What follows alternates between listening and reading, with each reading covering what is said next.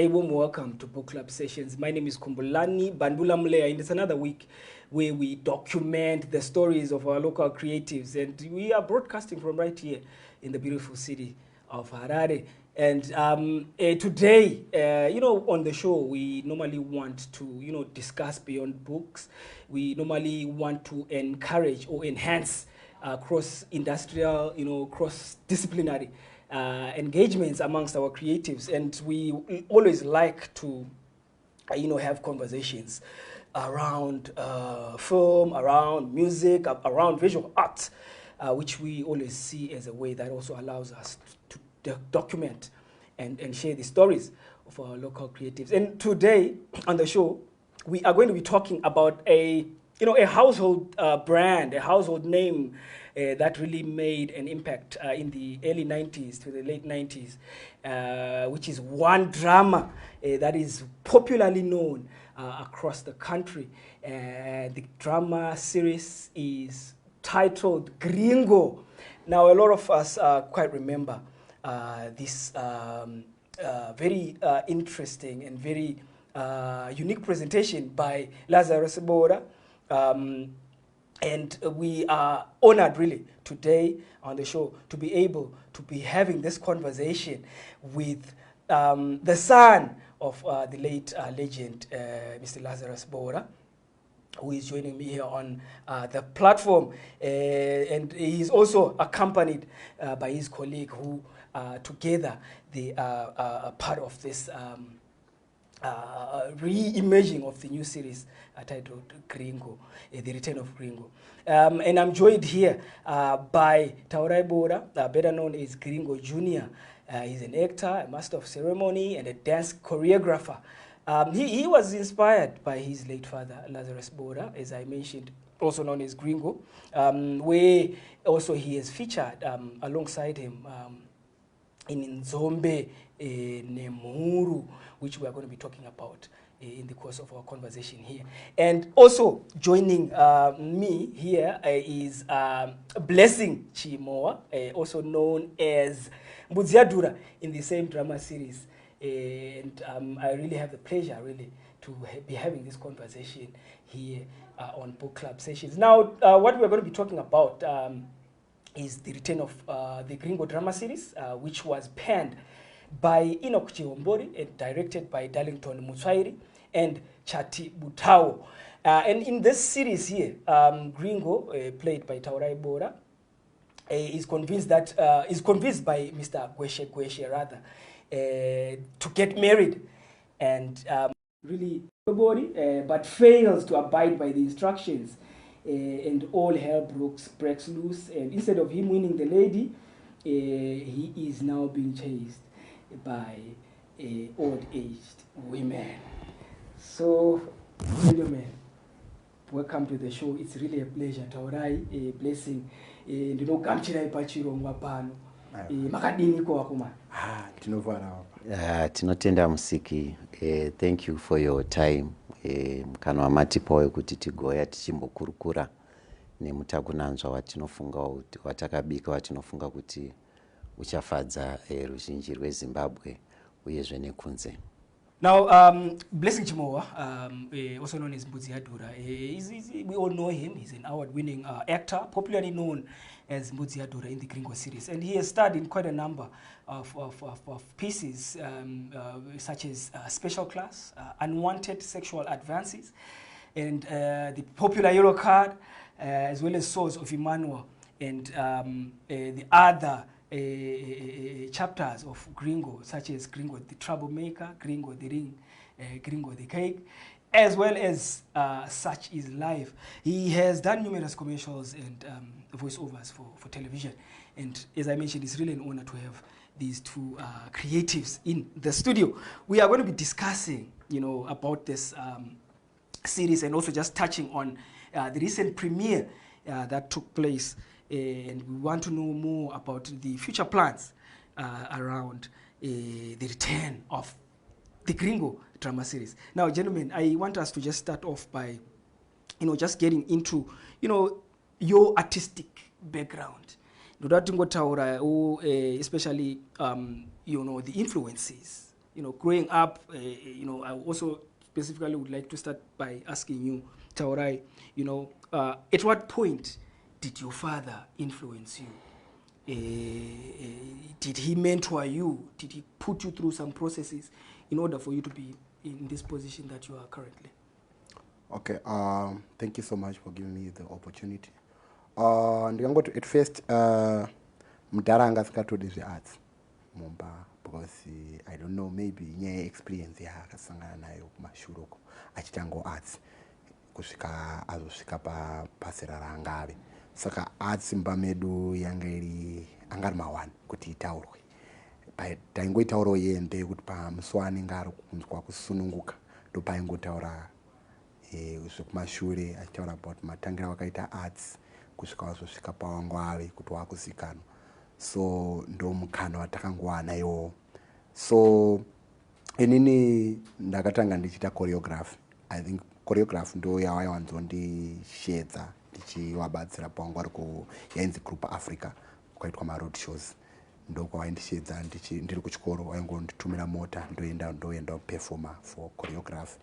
And then from there, when I was Form 2, ndo pandakasangana nemukadzi wapresenter ainzi Sylvester Kamdaya uku, I don't know which station yeparedio yaishandira.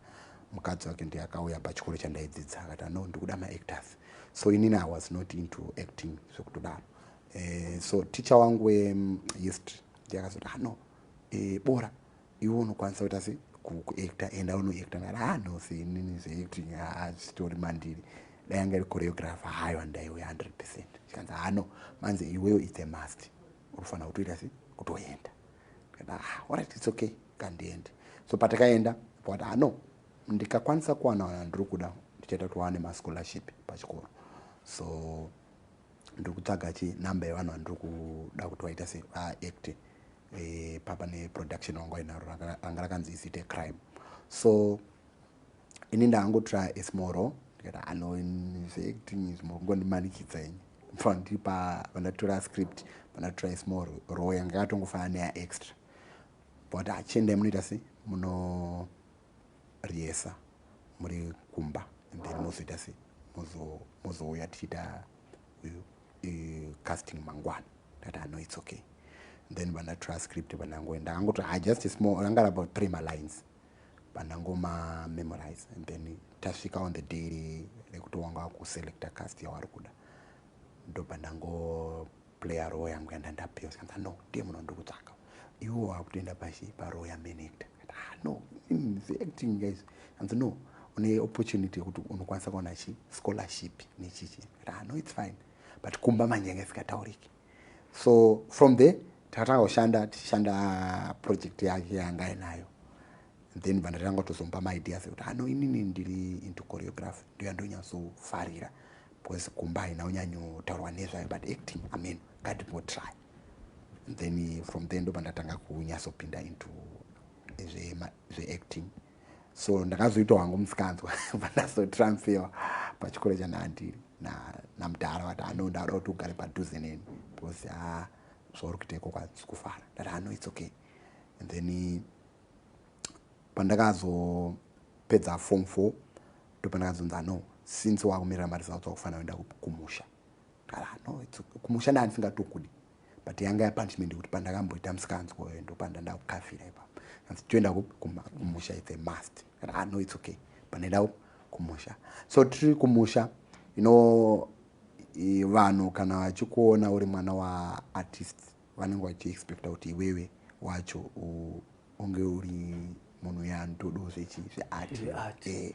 So pane chikoro chakandingonditsvaga yati no, tauti tichitiro something tine prize giving day, so tangotoita sei utiitiro something. Inini kana uchidhila nema7th day vari epitrick kuti unyatsowafadza zvavanoda, but ava ndakatoti uya utiitire something.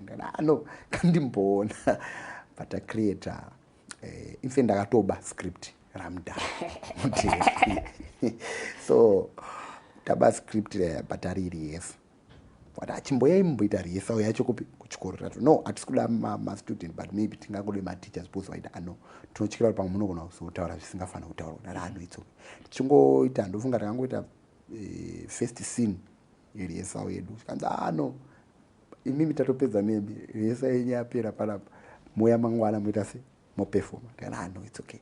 So patakazoenda mangwana tinoperforma papa newe ku ministry of education wangwari wangwari marisape ndobata no tafarira performance yenyu so play ramaita panapa tarifarira kuti ripinde mumaschools so uyai kupi kumaoffices and then tikupei tsamba inoita kuti mupinde each and every school yamangofila kuti muda kupinde.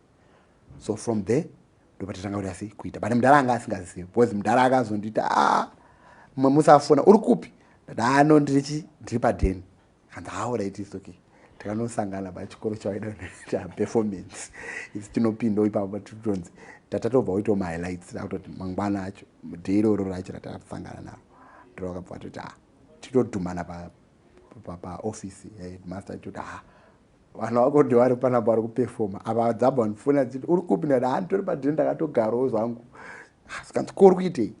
So vanangoexplaina kuti mudhara ndatoona kuti kuramba ndichikuti ndipewo mari yeairtime ndichichi zvitore hazviite zvakanaka ndakuona kuti no ndokwanisa kuzviitira zvinhu zvangu zikanzi but izvi zvawakuita izvi no because mudhara aida kuti ndiite lawyer ndozvaaida izvo iri basa iri aiwandisikuda kuti sanga nefriend yawo anzi chatibutawo ndowaiperforma naye but no musiye aite zvaari kuda kana azokundikana muchizotangira uchipa.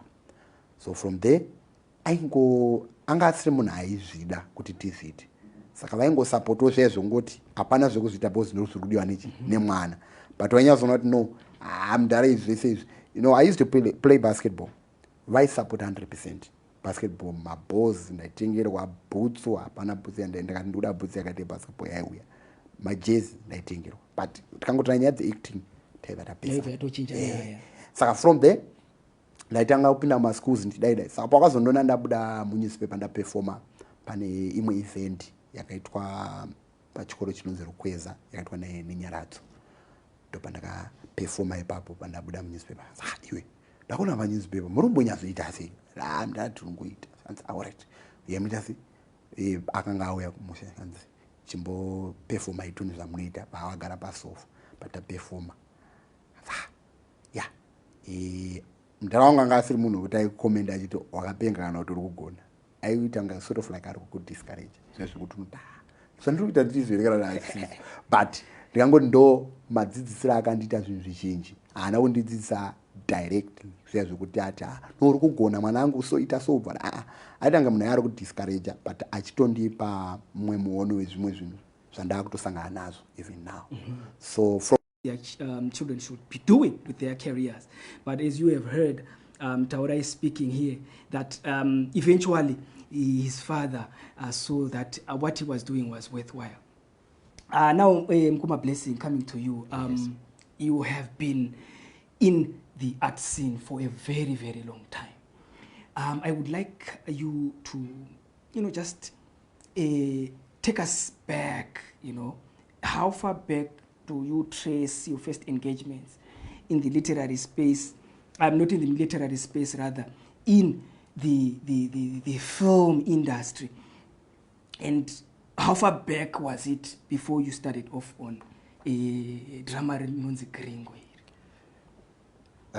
Mine is a very long story that will take maybe trying to explain where I came from. But first of all, I want to thank God, the Almighty, the supreme giver of everything, including these talents that tinadzo tinongotenda musiki. I studied at primary. By default, I used to love soccer, but ndakazombosara ndichita correction semunhu anga asinganyatsoona chikoro. Then my drama teacher was my class teacher was the drama teacher, so kusara ndichita zvinhu ndakawana zvavanga vachiita patongonakirwawo ndakutongoattend. Growing up, ndaifarira mukadota locally, then internationally I was a fan. Yakajoina Lazarus Boora. Takangoti same week ndo takangosvikirana, so we like newcomers And by the way, ndisekuru wangu, you see, so it's not just Mbudziyadhura and Gringo. Ndisekuru nemuzukuru, or maybe you can call it Tom and Jerry, because nyaya dzedu tinenge tingodai on. So that's how it started, and I've done quite a number of projects, like you said, and I want to thank God, because it's not easy in industry medu, but we are there because passion plus chipo chawakapiwa na Mwari. You can't run away from it, you can't deny it. But yeah, I would say in short. Indeed. And imimi na mkoma Lazarus Boora, you struck an amazing collaboration, and you were part of entertainment of millions across Zimbabwe. Every week people were glued onto the television set wanting to watch Gringo, you know, and Mbudziyadhura and all their antics in front of the screen. And how was it like kushanda naye mkoma Lazarus Boora, whether on set or off the set?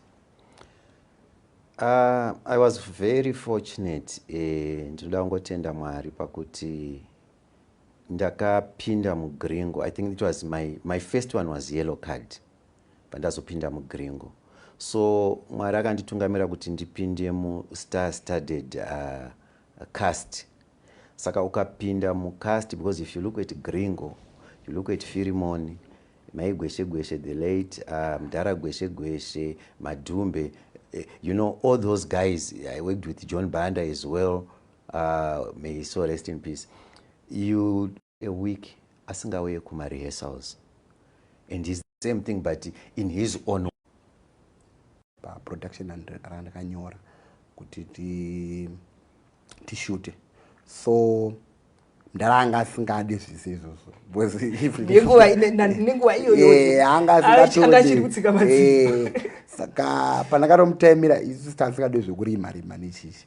Saka chandakagona ndechekuti pandagadzira kagarden padhene, sezvekuti pakangosvika angoti achingosvika akati ndiani aita bva nditau.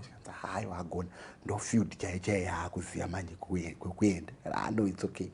Saka anozanda natoshedza team ranga rabva kuno kwarare natotera kuti riyozoita sekuzoshuta batona mota iri kupinda ko. Saka apo kuti makamujuma hanga sitomboripo pascript. Saka guys randaishandana rakatongobvunza iwe achaplaya role iyi ndiani, kati amara tozoona techizoona yamwe tochizoona.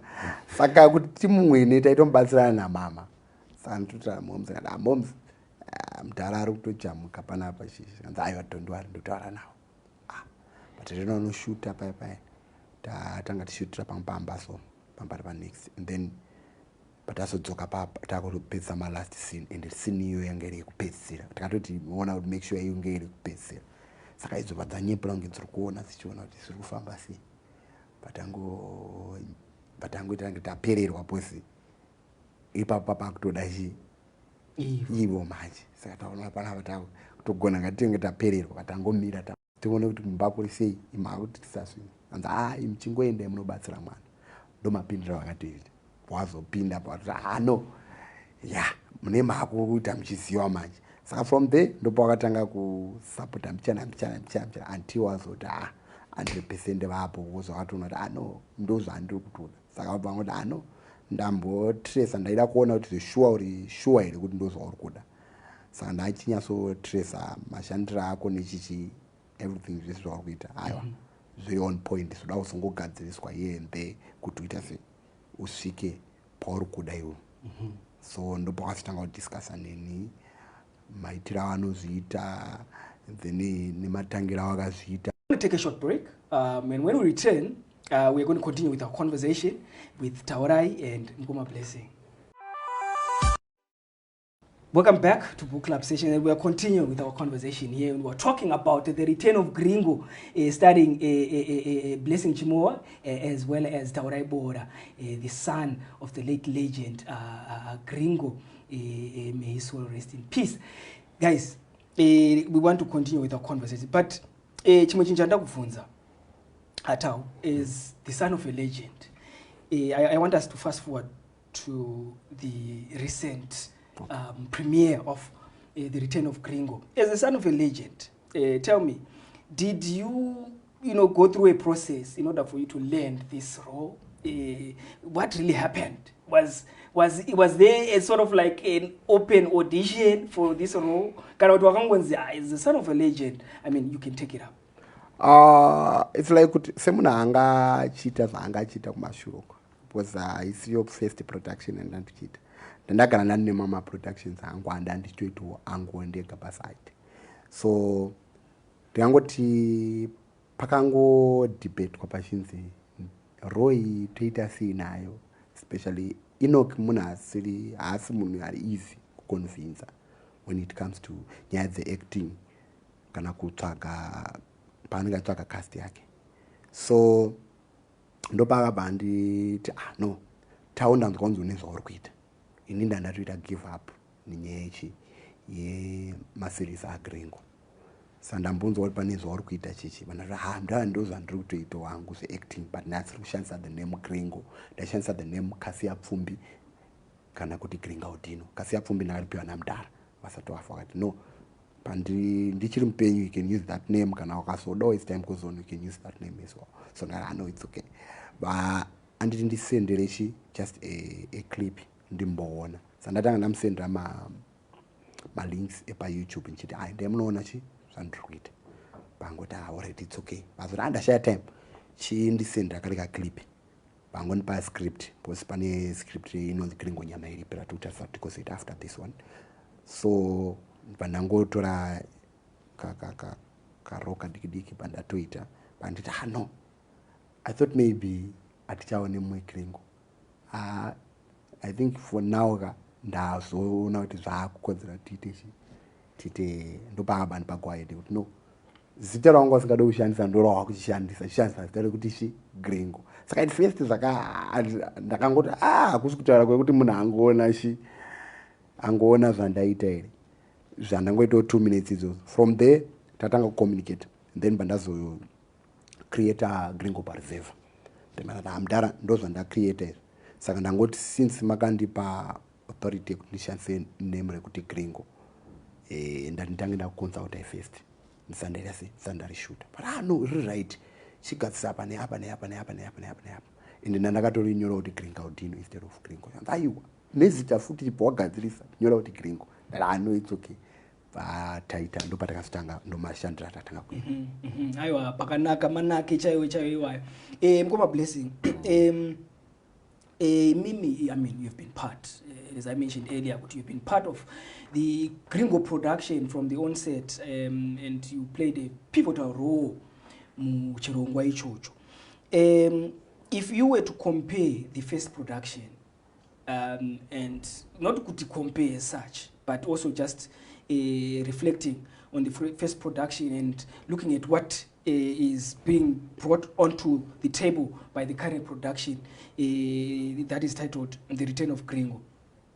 What areas do you think, or would you say, have improved or changed for the better? Okay, thank you.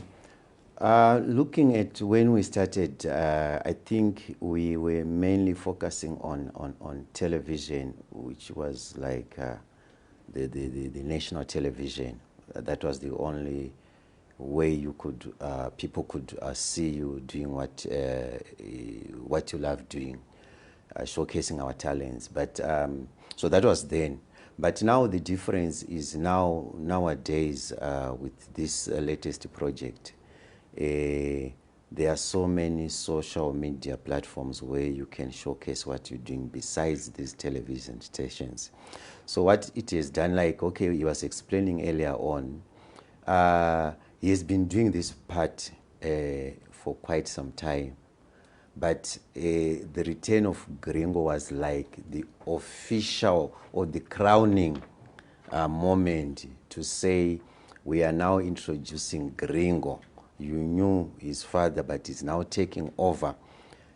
So it was a matter of now crowning him for him to take the role, and also seeing how people are going to take it. So the difference, okay, is also that we have brought in the old and the new fans, which means the older generation of our time and the new generation of our time. If you look at the production itself, Mdara Gweshe Gweshe, I'm there, Chatibu Tau, there's Stella January, there's Jairai from the old cast, and he has brought in a new blood as well. So it's now a combination of the old and new, and I mean the results are just overwhelming. Indeed. And talking of that intergenerational, enhancing intergenerational engagements, I think this is what the current project is actually doing.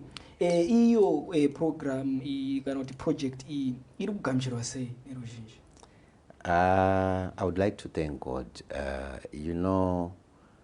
Muday repremiere racho, I remember inini handigone kuseka chinhu chandakaita, because you're always looking at where do I improve, but I enjoyed myself.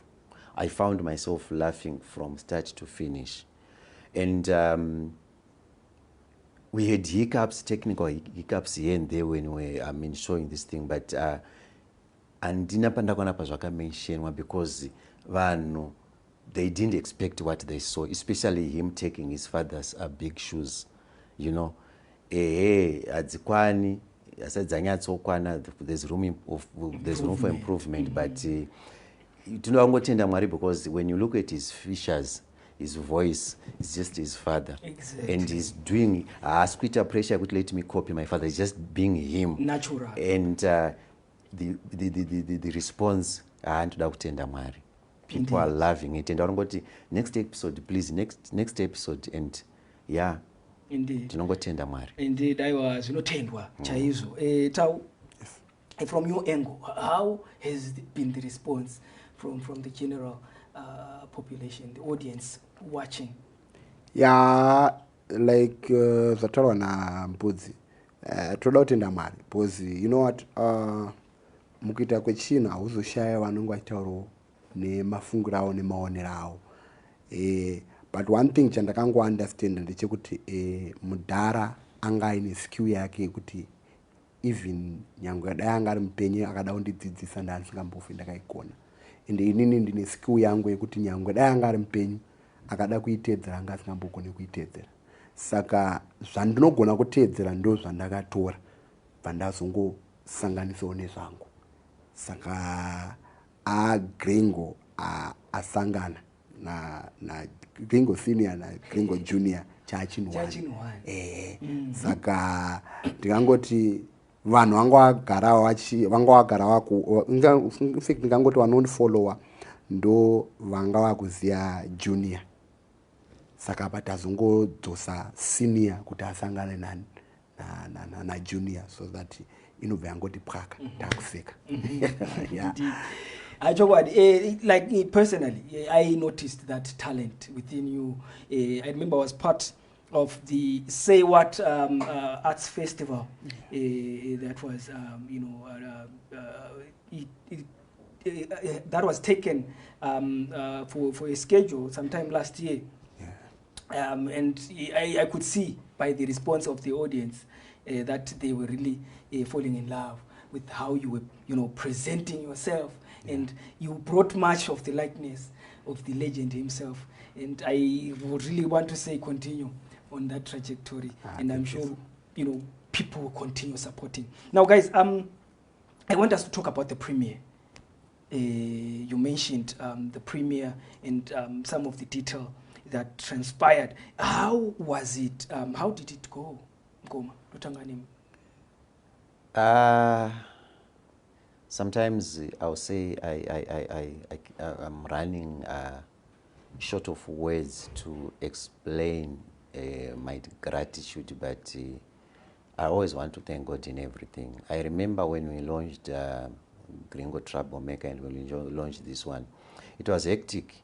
The finishing part, the day towards the premiere, you are running around trying to put things in place. It was hectic, and I remember MC kuti chibve apo imi muchienda munochinja muchada kuonekwa vanhu vakutanga kuuya, you know. But pazvakazongotangawo zvinhu zvaaita, I tell you, it was like we were dreaming. You know, it was done during midweek, and vanhu vakauya vanga vakawanda zvati tisingafungiri. On a Wednesday vanoda kumukira kubasa, but takazadza auditorium, and the response yevanhu when we were showing, and even after pakatanga kubuda first episode, and the comments that we are getting are very encouraging. Zvinotipa energy yekuti we can do this thing. We can do this thing. And you know, you get comments like, Gringo, thank you for bringing back the memories. You know, to them it means the old crew, you think what is which means you are going to continue from where your father left. So it's something that is encouraging. We can do this thing, and let's work even harder. So with people's support and with God, nothing is impossible. He can even surpass if we keep on working hard. Indeed. That's very, very, very true. And I would like to echo your sentiments. Because, you know, art is very, very influential. Art is a very, very important aspect of the human condition, because it helps to preserve memory, as you have mentioned, Mpoma. Now, Tau, you are going to be embarking on a countrywide tour. Maybe tikambotaura zvidiki nezvetour iyi. I know these are efforts to, you know, popularize the Return of Gringo. Zvichange zvichifamba sei? Tinongoti zvizhinji normally for me yangu handinyanyotaura zvakawanda, ndinongoti Mwari titarire, because you know at first zvine zvichirwadza. I don't want to lie, especially kana usingazvinzwisise, but I just want to thank God kuti ndakazowanawo madhara mamwe anga ari mubasa, saka ndo mamwe anenge achindisimbisawo ndichivaudzawo zvinyowani zvandiri kuonawo nezvimwe zvavanenge vaita zvavakasangana nazvo, achingondihighlightira kuti ano ita so, kana waona zvadai ita so. Saka I think tinokunda, ndingangoti ndo mashoko angu, tinokunda, and I know kuti Mwari ndiye mupi wemhinduro yedu. Saka zvizhinji tinongonamata kuna Mwari, and I thank God kuti mudhara asati ashaika chinhu chaakagona kuti sira inhaka hombe isiri iyi yeacting, but nhaka yekunamata. Saka whatever zvanetsa tinongoti Mwari titarireyo tiende. Saka iyo ane zvake zvaaishuvira kuti aitewo ari mupenyu asati afa nenyaya yetalent rawo. So ndo zvatirongotoro izvozvo kuti tiende kwawaida kuenda, nesuwo tichiwedzerawo nezvatinazvo. Saka tinongoti Mwari ndiye anotitungamira kuti tisvike. Chokwadi varumeka.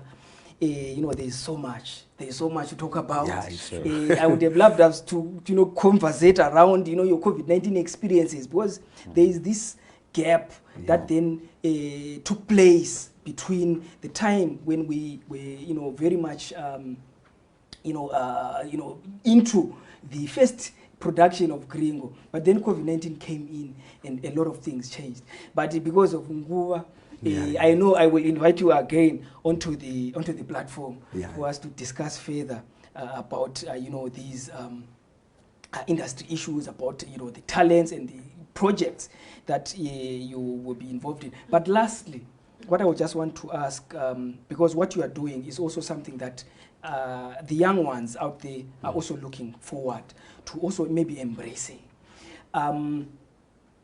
What I would ask maybe is this what you are doing something that you would also recommend, or is this something that you would also pass on as a legacy to your own children or to children in the communities? Thank you. As for my kids, I've developed the tendency kekuti I'm not going to force things on them. Ndinobhiliva kuti makomborero kana kuti zvipo zvatinazvo zvinobva kuna Mwari. Of course, my youngest son has shown very much interest, but the skit is only in grade 1. Iyo ndiye ataridza that strong will, but I will just do, kana akazofunga kuti anozviita, I'll try and guide him accordingly neexperience yandinayo. Arts industry the world over ndiyo iri kubhadhara, kana kuti entertainment industry tikatarisa kune dzimwe nyika ndiyo iri kubhadhara. Handingarambidzi vana vanoda kuzviita kuti varegedze if they take the proper channels. Like izvozvi kwane so many platforms. We've got Facebook, we've got what do you call it, YouTube, so many TV stations on air nemamwe ari kungobuda. Saka platforms ekuti vanhu vazvimaketi awanda, unlike time yatakakura tiri mairi. So who knows, we would also want to get so many kids kuti vaendewo kuHollywood. But ndomatangira zvinongoitawo. So ane chipo chacho kana akapuwa naMwari, I'll say I'll encourage them to take up the. Indeed. Thank you so much, Mkoma. A blessing for those kind words and very instructive indeed. Tau, urikuzvona sei imuchidimbu? Ndingangoti for me zvangotaura na blessing kuti ari kuda tinongobatsira kuti aida sei aende. And inino neexperience yandakasangana nayo namudhara yekutoti wanga wasingatodi. I think maybe pamwe dai ndakawana mukana time yacho pamwe maybe amen, but sekuda kwaMwari isusu hatikoni kuti dai zvakazodai nekuti iye Mwari aiziva kuti zvichazobudikira panguva yakati. Saka tinongoti ari kungodo tinongomuisawo munzira yacho yatakangopiwa iyoyo ngoti tofamba so ndomaitira tinongoitawo so. Indeed. No, thank you so much, gentlemen. I really appreciate, the opportunity that you have given us here to be able to have this conversation and bring back the memory, not only of the legend Gringo, but also, the memories of the times that, this production actually started. And I would just like to take this opportunity to thank you so much for joining us here on book club sessions. And we are looking forward to more conversations of this nature as we continue to generate momentum that will assist us in the evolutionary process of our literary arts right here in Zimbabwe. Wapomana ndokutendai zvikuru mufambawo zvakanaka, ndinovimba ndichakuona zvakare kuchirongwa. Aiwa, tinotenda nekuti koka kwamaita vari kuonawo vari kumativi mana enyika. Tinokutendai nekutsigira kwamaita. Munongotibatawo pama-social media platforms. There's Kwakaskits, there's Mbudziyadhura, there's Darling Media, there's Chatibutau. Ndokwatiri kumbukanda tunhu twedu. But thank you for your support. God bless you and take care of your loved ones.